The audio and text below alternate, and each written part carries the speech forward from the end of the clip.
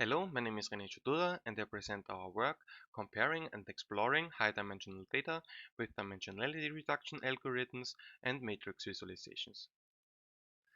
Dimensionality reduction is a technique which allows to project a high-dimensional dataset to a lower dimensional space but maintaining specific properties.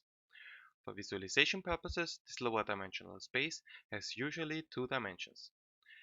MNIST is such a high-dimensional dataset which consists of handwritten digits which got scanned and normalized to a 28 by 28 pixels image, which equals to a dimensionality of 768. Here, for instance, is a subset of 400 images, 40 images per digit, projected with UMAP to two dimensions and visualized in a scatter plot. It is DR method specific which properties get maintained. Usually the properties are defined by dissimilarity, for instance with a distance metric like the Euclidean metric. The DR method tries to map those dissimilarities to the distances in the lower dimensional projection. Here is an almost equal sign because it is not always possible to map the high dimensional dissimilarities to a lower dimensionality without error or residue. With t-SNE, for instance, the projection looks like this. Varying DR method leads to different results, but how to compare the results of different DR methods? The question now is, are those projections similar? In these two projections, for instance, the 4s in red of the UMAP projection are on the bottom left and in the t-SNE projection on the top right. The 9s in blue behave in the same way as the 4s, so one can argue that those two projections are in this part similar, because the maintained properties are encoded in the distances between the points and not in the position of the points. This is an example of a three-dimensional dataset in the form of a Swiss roll. UMAP maintains local neighborhoods, and PCA maintains the biggest variance between data points. So UMAP unrolls the Swiss roll, and PCA flattens the Swiss roll, which results in two completely different projections. But how to compare them? So our contribution to this problem is a comparison technique using matrix visualizations, a visualization prototype realizing the comparison technique in a web tool, and a case study with author data of the IEEE WIS publications from 1990 to 2018. At first, we tried to adapt the Shepherd diagram for this purpose. A Shepherd diagram shows the differences between a high-dimensional dataset and its lower-dimensional representation. Here, for instance, with the three-dimensional Swiss roll dataset and its UMAP projection. The high-dimensional distance of each pair of data point gets encoded on the x-axis and their respective low-dimensional distance on the y-axis, which gives an overview of how good the distances overall got maintained. Here with the MNIST dataset and a UMAP projection. The Shepherd diagram provides an overview, but it is not possible to extract information of a single point, and we therefore aggregated the distances per point, so the resulting Shepherd-like diagram works in the same way as the original Shepherd diagram. The aggregated distances of the high-dimensional dataset is encoded in the x-axis and the respective two-dimensional aggregated distances on the y-axis. But we can also use it to compare projections by just replacing the high-dimensional data with another two-dimensional projection of the data, here for instance a t-SNE projection. All discrepancies between the distances of the UMAP projection and the t-SNE projection are encoded as the distance to the diagonal. For instance, if a data point is on the upper left, then this means that the point is closer in the left projection, here the UMAP projection. For instance, most of the ones are closer packed in the UMAP projection than in the t-SNE projection, so almost all ones are in the upper left area of the Shepherd-like diagram. We also tested dimensionality reduction on the discrepancies. A meta-DR projection of the discrepancies should show points which are similar distant, close in the meta-projection, and points which have different distances in the two projections should be distant in the meta-projection. Here with the Swiss roll dataset, we can see that the red and the blue points are distant in the UMAP projection and close in the PCA projection, and therefore distant in the meta-projection. The green points are similar distant to the red points in both projections, and therefore close in the meta-projection. The yellow points are distant to the blue points in the humor projection and close in the PCA projection, therefore distant in the meta projection. And here we compare the humor projection to the t-SNE projection of the MNIST dataset. The 4s in red and the 9s in blue are close in both projections and therefore close in the meta projection.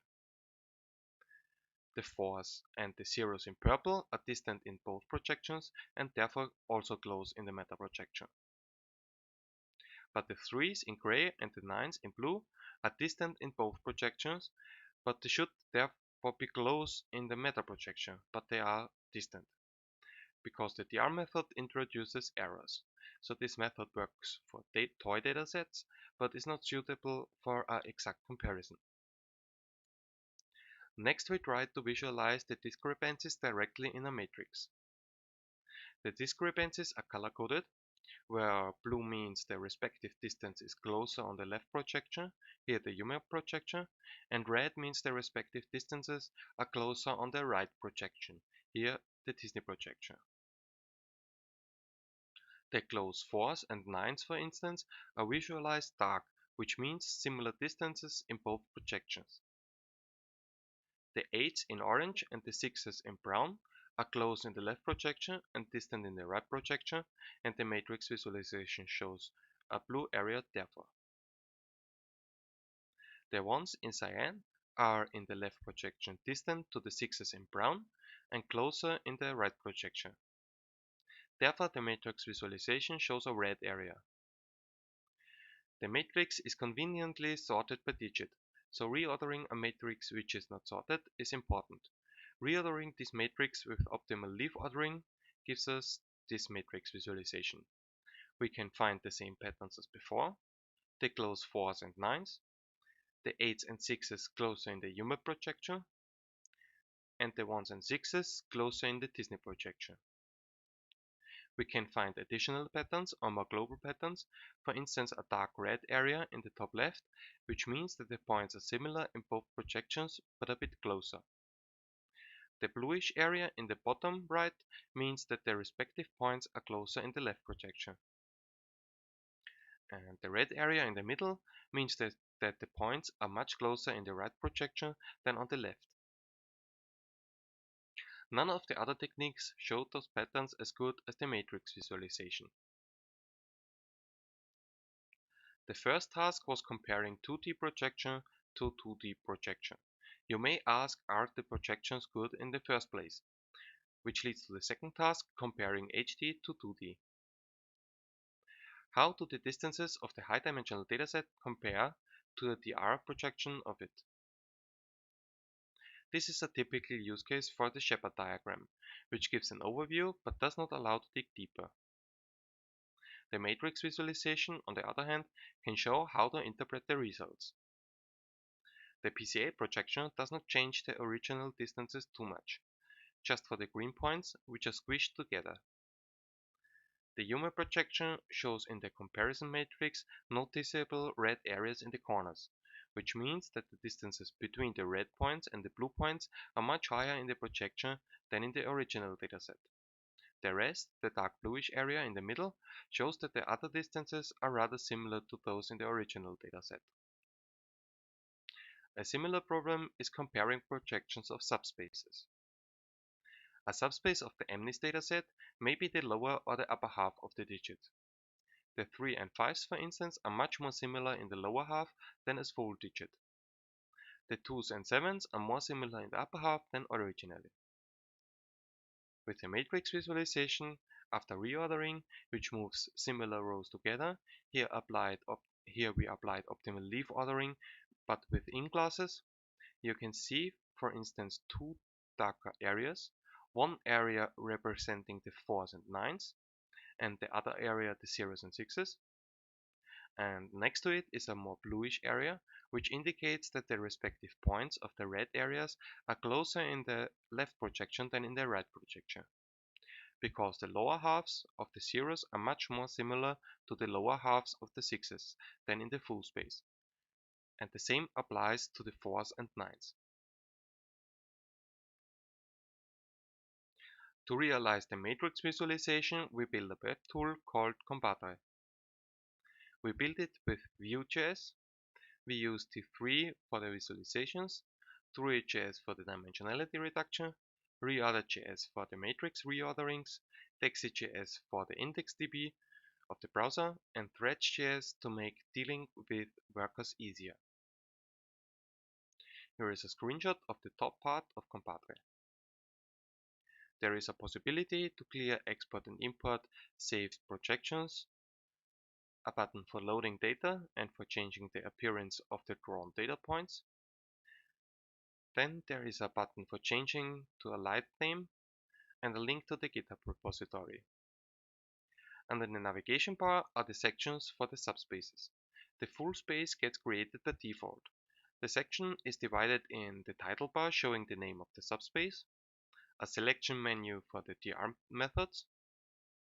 Then there is a section for the parameterization of the dr method, where the sliders allow to define ranges of parameters.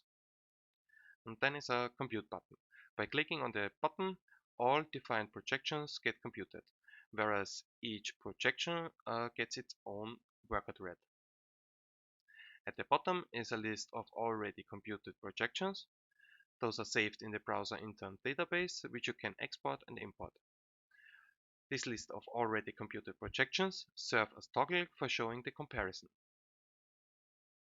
By toggling one of the projections, a new section appears containing a toolbar, showing the dr method and the parameterization, an option to rate the projection, which also gets shown in the list above, and a menu for reordering the matrix, with the options to reorder the matrix with spectral or optimal leaf ordering, within class or as a whole. It also shows already computed reorderings. They get also saved in the database because they are sometimes very time consuming. Then the main visualization part showing the projection on the left and the matrix visualization in the middle and right. On the right, a legend for the colors, which is also showing the distribution of all discrepancies. You can highlight an area by selecting a rectangle in the matrix visualization or with a lasso selection tool on the projection. After selecting, the toolbar shows new buttons, a button for inspection, which shows a new window showing the names, the class levels and the values of the object. Then there is a button for accepting the selection to highlight the selection in all other visualizations also, and one to remove the selection. The last button is for moving the rows of the selection to the top left of the matrix visualization, which looks like that. Below the subspace section is a button for creating a subspace. It opens a window for defining a subspace with name and columns. The dimensions can be inputted individually by selecting them in a list, or by defining which dimensions by typing them in like in the printer menu. At the bottom is the 2D to 2D or subspace to subspace comparison section. You can select two projections for comparison, and by clicking on the plus comparison button to create a section for those two projections. The here created comparison section shows a comparison of two projections which I already used in this presentation. The comparison section has also a toolbar with a button for reordering and one to remove the comparison. You can use and try Compadre on my homepage renechutura.eu. Compadre. With the help of Compadre, we did a case study with the WISPUB dataset. The data consists of 578 authors and has 1490 dimensions, with 3 subspaces. 611 dimensions are for the co-author network, where we count how often an author works with another author. 498 dimensions for the counted keywords the author used, and 381 dimensions for which other authors are cited by the author. On the left is a humor projection and on the right a t-SNE projection of the dataset, where blue points are authors with publications mostly in InfoVis, red SciVis, orange VAST and cyan VIS. There is a noticeable cut between vis psi-vis and vast info-vis in both projections. The matrix visualization is pretty dark, which means that the projections are pretty similar. The small dissimilarities between the projections stem from the shape of the results. The human projection has a more oval shape and the t-SNE projection a more circular shape. The UMAP and t-SNE projections of the co-authors alone look quite different to the projections of the full space. The clear cut between vis psi-vis and vast info-vis is not so noticeable as before. Authors who collaborate with multiple communities around the center of the projections are better outlined with t-SNE. For understanding communities, t-SNE seems more appropriate than UMAP, which reveals strong co-author ties with its spikes. The keywords projection is not so well aligned with the co-author projection. The matrix shows a very red area where we found out with the inspect function that those authors worked on volume rendering and volume visualizations. The citation subspace has a very different shape as the co-author subspace. The projection of the citation subspace does not reveal social ties between authors, but mostly scientific ties. The matrix shows one cluster of mainly vast info-vis authors who cite each other frequently. So in summary, we tried different ways to compare projections to each other. We tried to adapt the Shepherd diagram to allow comparison between projections. We used DR on the discrepancies between two projections. And we tried matrix visualization, which works quite good for finding similarities between two projections or subspaces, or between high-dimensional distances and distances of projections. We built Compadre, which realizes the comparison technique using matrix visualizations, and we did a case study on the WISPUB dataset. Thank you.